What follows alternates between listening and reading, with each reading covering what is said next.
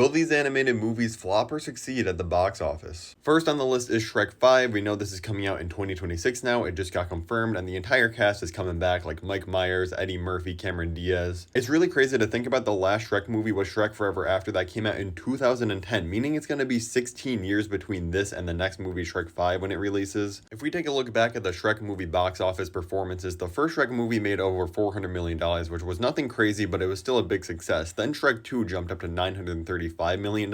Then the third Shrek movie dropped down to $800 million, and Shrek Forever After dropped down to $756 million, but obviously these are still all absolutely massive movies. I really think there's going to be a perfect storm of just hype and nostalgia around this movie. Like I said, 16 years is a crazy amount of time. Kids that grew up with Shrek are now adults are going to go see it. New kids are going to go see it. I think it's going to be massive and maybe even crack $1 billion for the first time in the Shrek franchise, so I'm going to say it's an easy success. Next up is Pixar's Elio. I feel like a lot of people, including Pixar themselves, kind of forgot about this movie. It's now coming out in 2025. It's about this boy named Elio. He gets kind of beamed up to these aliens, and they think he's Earth's ambassador, so he ends up kind of, talking to all these aliens, befriending them, doing all this stuff. I really hope this movie is successful, so Pixar sees, hey, there's still room to make original IPs that people want to go see, but it sadly does not seem very likely, and they're just going to keep doing things like Inside Out 2 that easily made over $1 billion. And I'm not shading Inside Out 2. I think that is a very good movie, but I want to see more original stuff too. Sadly though, I feel like it's just likely that people are not going to care about this movie. Maybe a lot of people will check it out once it's on Disney Plus or something, and hopefully it gains a following later on, but sadly I'm going to say this movie flops.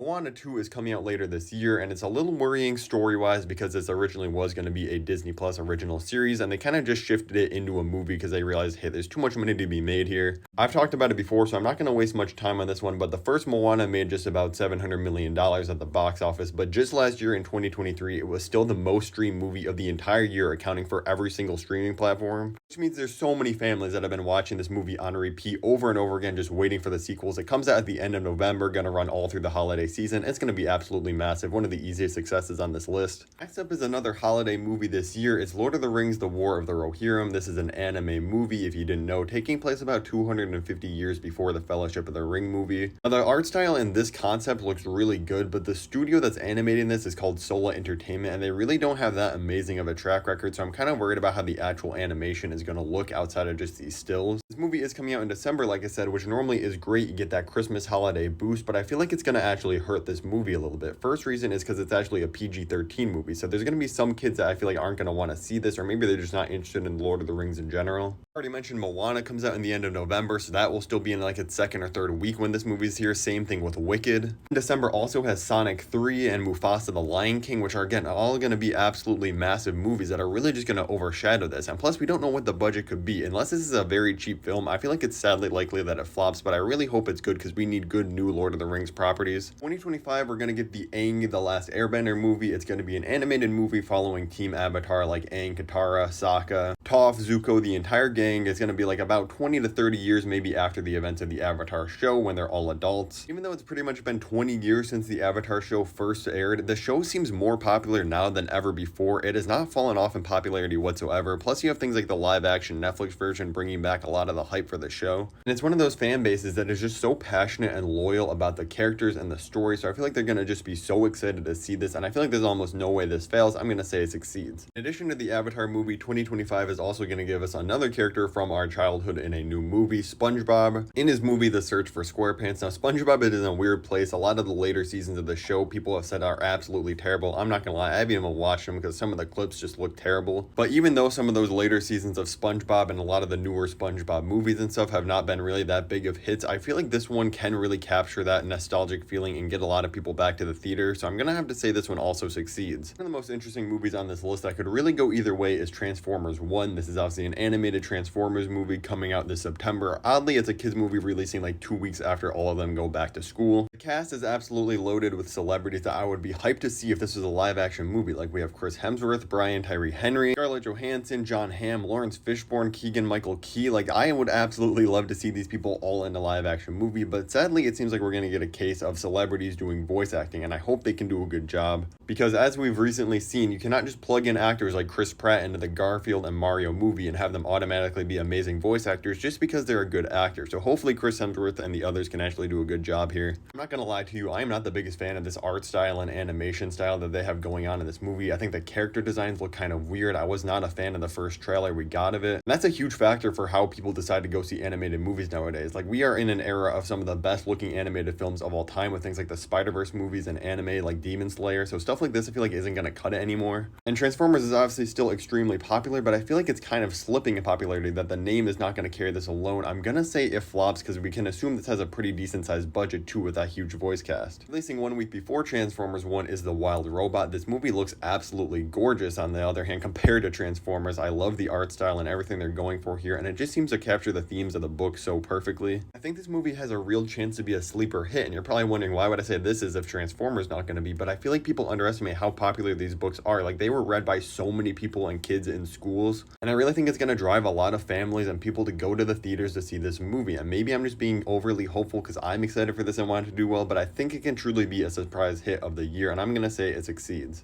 In 2026, we're going to be getting the third Frozen movie. Whether this is necessary or not, I really could not tell you. But whether it's going to be successful or not, I feel like is an absolute no-brainer. This is an absolutely massive franchise now. The first Frozen movie already made over $1 billion. It made $1.2 billion. And the second Frozen movie made $1.4 billion. Like, there's no way this one doesn't make at least $1 billion. And it's probably going to be more successful than either of these and get closer to that $2 billion number, honestly. Because the Frozen movies at this point have just become so unbelievably popular. I'm convinced that Disney could actually just sell 2 hours of a black screen with the title Frozen 3 on it, and it would still probably make like $200 million just because of the name value alone. 2025 is bringing us a Dogman movie from Paramount Pictures. I'm not gonna lie, I'm not familiar with these books at all. I was a Captain Underpants fan, but I never somehow expanded over to these ones. Maybe you guys can let me know if there's like a secret huge Dogman fan base out there that is gonna absolutely eat this movie up, or maybe I'm just missing out on peak fiction by have never reading these books, but I feel like this is not gonna be that big, and I'm gonna say it flops. But once again, I'm happy to be proven wrong. 2026 is bringing us Toy Story 5, which I'm not gonna lie, might somehow be the most useless sequel on this entire list, and there's been some useless ones on here, but this really just seems like an insane thing to do to keep continuing this franchise. It's had so many good endings at the end of 3 and 4, but I can't lie, there is still a part of me that is still excited to see all these characters again, because I did grow up with them, and they are all great movies. Like, even 4, it was kind of unnecessary at the time. I do think it was still really solid. Plus, if you look at the box office for these movies, it's no question why they're making a 5th. And probably will end up making a 6th one or more spin-offs, because the first one made just under $400 million.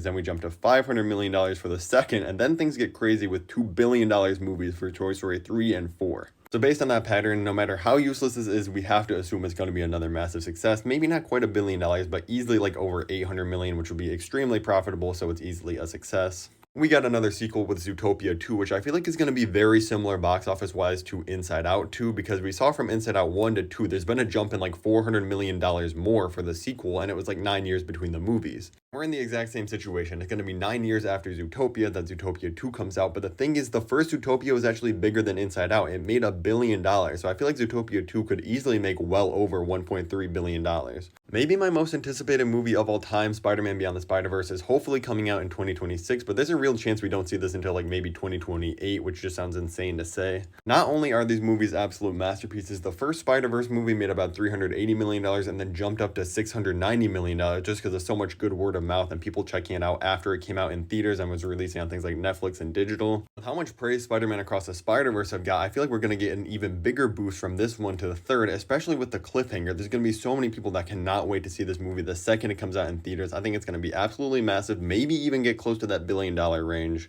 It seems like it's guaranteed to be an absolutely massive success. Now let me know in the comments which one of these movies I listed do you think is going to make the most money, and hit subscribe for more.